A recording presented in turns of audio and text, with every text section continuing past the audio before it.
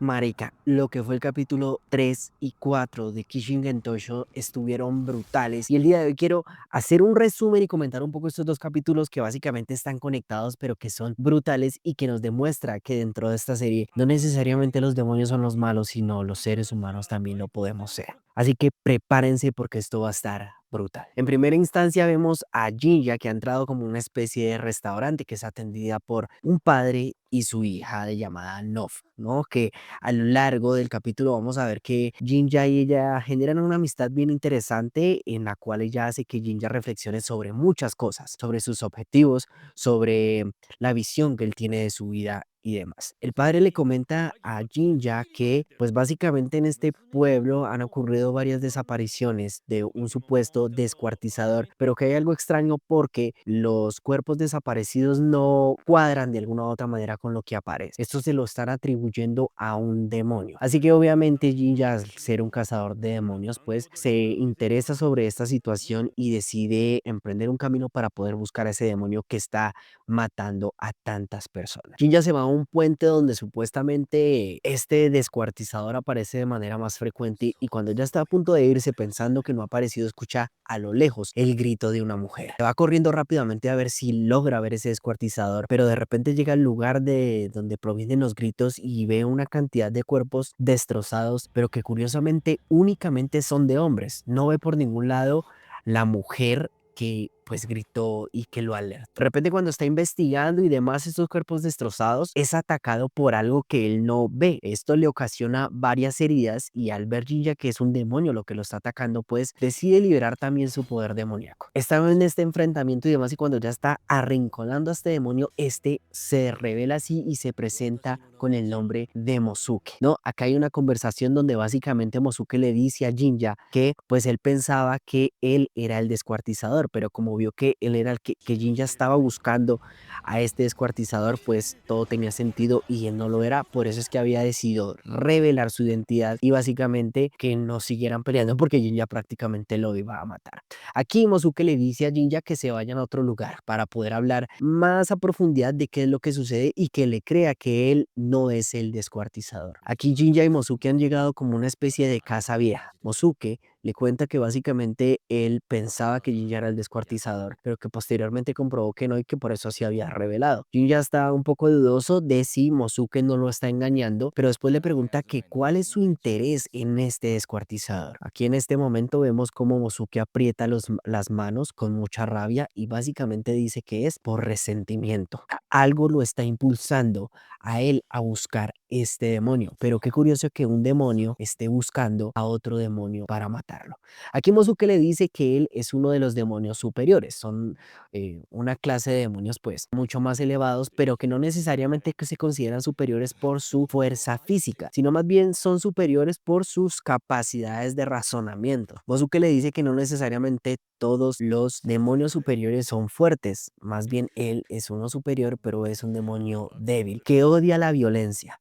Aquí Jinja profundiza más en el por qué él está tan interesado en el descuartizador y aquí vemos una anécdota bien interesante donde Mosuke le cuenta a Jinja que básicamente él tenía una esposa llamada Hatsu. Esta mujer que conoció lo aceptaba a él como un demonio. A pesar de que él era un demonio, lo amaba, lo aceptaba y de alguna u otra manera habían formado un hogar y que él era un demonio que odiaba la violencia, que no necesariamente amaba a los humanos, que se camuflaba como un humano, pero que lo hacía únicamente era porque quería vivir en paz y que ahora su razón principal era su esposa. Pero que había pasado algo muy desafortunado y era que Hatsu había desaparecido hace un mes. No daban señas o razones de ella hasta que 10 días atrás habían encontrado su cuerpo en el río brutalmente violada. Así que Mosuke le atribuía la muerte de Hatsu a este descuartizador y por eso era que lo quería asesinar. Así que Jinja le cree y Mosuke pues de alguna u otra forma le pide que por favor lo deje asesinar a ese descuartizador,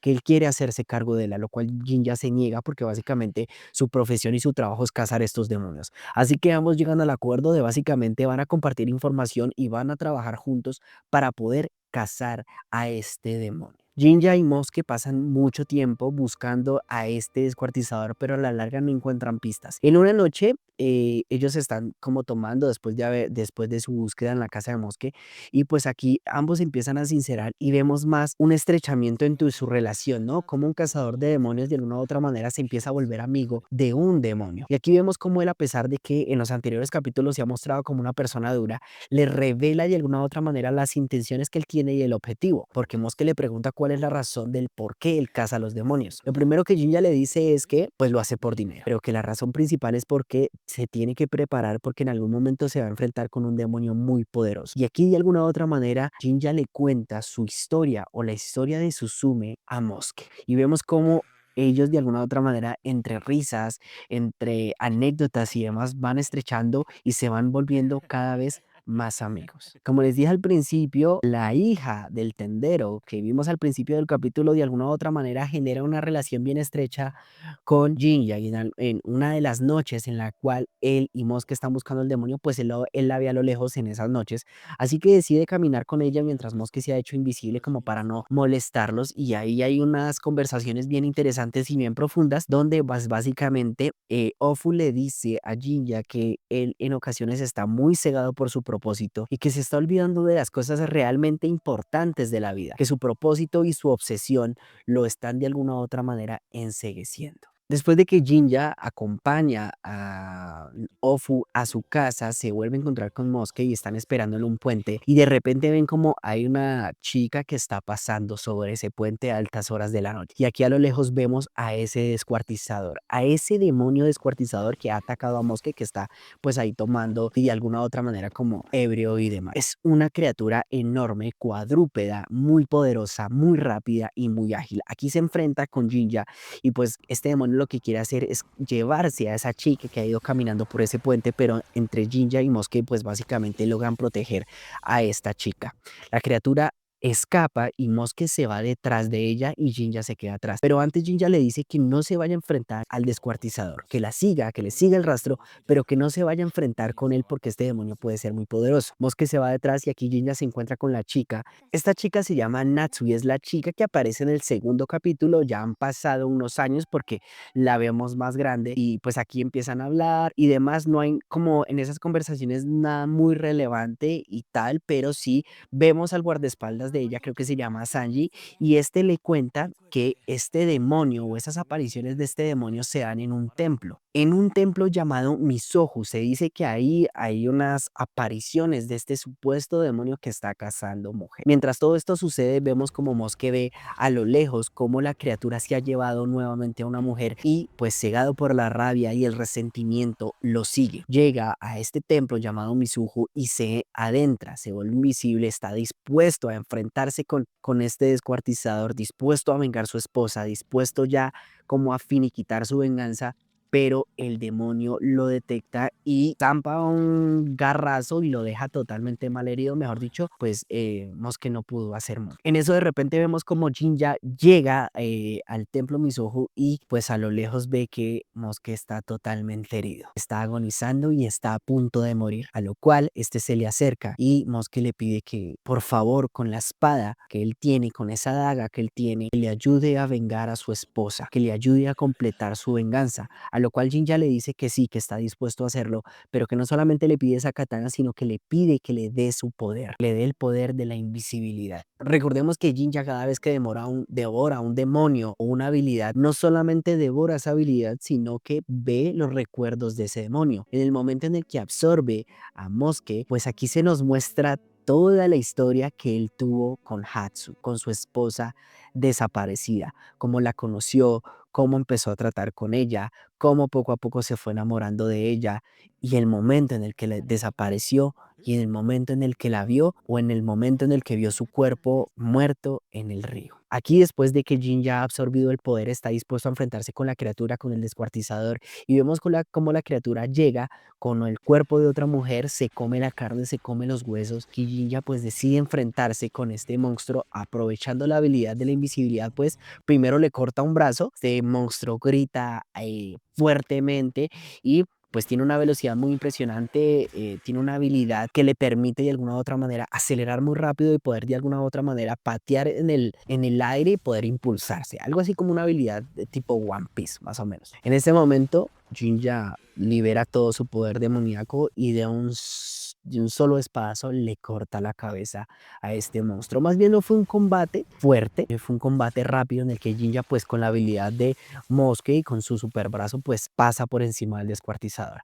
Aquí, previo a esta batalla entre Jinja y la criatura, vemos como la criatura, como que nos adentramos en la cabeza de ella y vemos cómo ella se dice a sí misma que necesita regresar a casa, que necesita recuperar su cuerpo y que la única forma en la que puede recuperar su cuerpo es devorando mujeres humanas, que los hombres no les sirven. Esto se lo repite una y otra vez. Después de la muerte, Jinja le pregunta a su cabeza, que prácticamente está ya agonizando, le dice que la va a devorar o que lo va a devorar, que va a devorar a este monstruo, que es muy interesante la habilidad que él tiene, pero que más allá de eso quiere ver qué hay en el alma. Y aquí encontramos con la parte más desgarradora de esta historia y es lo que a mí me hizo un blow mind brutal y es una de las razones principales para haber hecho este video. Aquí cuando Jinja ahonda en los recuerdos de esta criatura, vemos una escena en la cual una mujer es arrojada a un río por unos hombres y aquí vemos que es Hatsu y que ella poco a poco,